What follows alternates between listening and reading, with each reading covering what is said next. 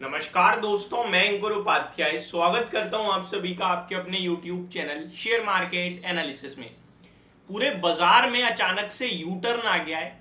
जो निफ्टी 3 दिन पहले 20,200 का लाइफ हाई लगाते हुए दिख रहा था, आज वो निफ्टी 19,750 के करीब पहुंचता हुआ दिख रहा है। एग्जैक्टली 19,735 पे आ गया है। 742 की क्लोजिंग आते हुए देखिए एडजस्ट होके। अब सवाल ये उठता है, क्या ये बाजार गिरावट कंप्लीट कर चुका है? प्रॉफिट बुकिंग करेक्शन जो भी थी कंप्लीट हो गया है, यहां से दोबारा मार्केट घूमेगा और लाइफ हाई लगेगा, या फिर अब ये समय वो आ रहा है जहां पे आपने एक टॉप देख लिया, अब करेक्शन शुरू होगी?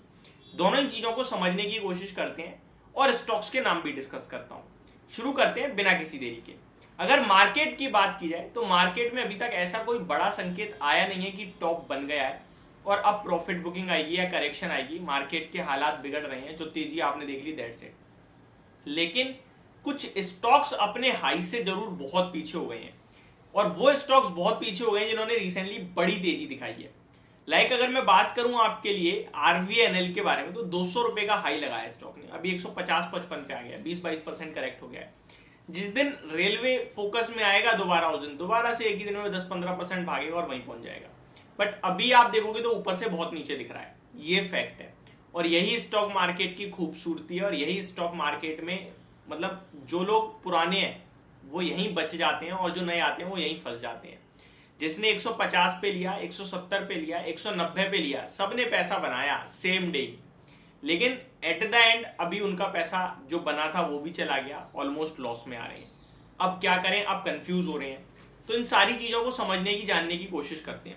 सबसे पहले मार्केट की बात करूं, अगर 19,742 की है, अगर मैं टेक्निकल बेसिस पे देखूं तो मेरे को लगता है कि 19,600 और 550 एक ऐसा लेवल है जिसके नीचे बाजार नहीं जाना चाहिए, क्योंकि ऐसा कोई डीप करेक्शन आने के लिए या फिर कोई बड़ी करेक्शन के लिए कोई ट्रिगर है नहीं।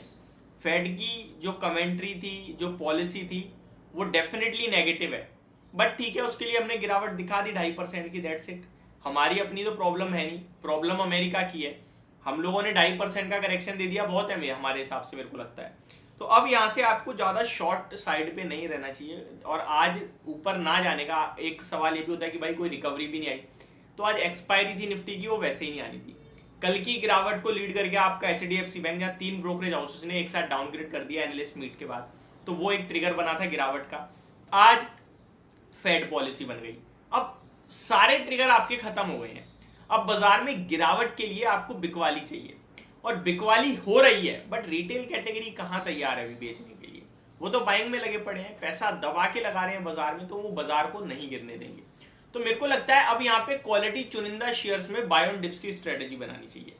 मैं आपके साथ कुछ नाम भी डिस्कस करूंगा कि कहां पे खरीदारी कर सकते हैं, किस रेंज में कर सकते हैं, किस एलोकेशन में कर सकते हैं, और क्या टारगेट होगा। किसी और वीडियो में, आज के इस सेशन में डेफिनेटली डिस्कस करूंगा आपके साथ।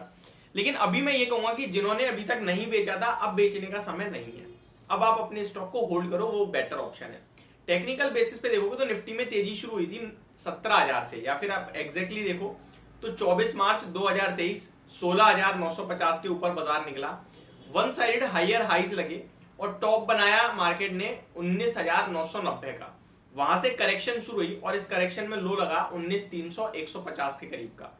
फिर तेजी एक साइड वन साइड आई, बहुत तेजी में आई, और 20,225 रुपए के साथ 20,222 के लेवल्स आपके लिए मार्केट में, और वहां से करेक्शन है।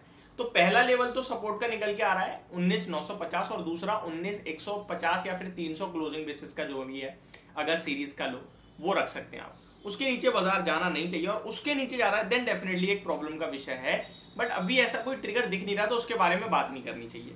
आपके लिए bank CRR cash reserve ratio जो है वो पहले से ही 0 कर दिया आरबीआई ने, जो 10% अतिरिक्त था, तो इंक्रीमेंटल वो आईसीआरआर बदल दिया है। आपके लिए बैंकों के पास पैसा पहुंचेगा मंडे से, वो एडिशनल लोन बांटेंगे, तो ये सारी चीजें पॉजिटिव ज्यादा हैं। अब स्टॉक स्पेसिफिक आ जाता हूं मैं। स्टॉक स्पेसिफिक सबसे पहले तो एसजेवीएन। आज शेयर में इतनी बड़ी करेक्शन हो गई कि लोग कह रहे हैं कि भैया ऑफर से ज्यादा तो हमें दुख हो रहा है। गवर्नमेंट का ऑफर हमें बिल्कुल पसंद नहीं आ रहा, जो 69 रुपए पे ओएफएस लाए हैं। जो हमारे पास शेयर था उसकी तो बैंड ही बज गई। 13% स्टॉक टूटा है। 52 वीक हाई 83.65 का है। कल 81.80 की क्लोजिंग थी, आई थिंक कल ही लगाया हुआ इसने 52 वीक हाई। अब आप ऊपर से देखें तो 13-12 रुपए नीचे आ गया अचानक से, 15% तो स्टॉक टूट गया अपने हाई से।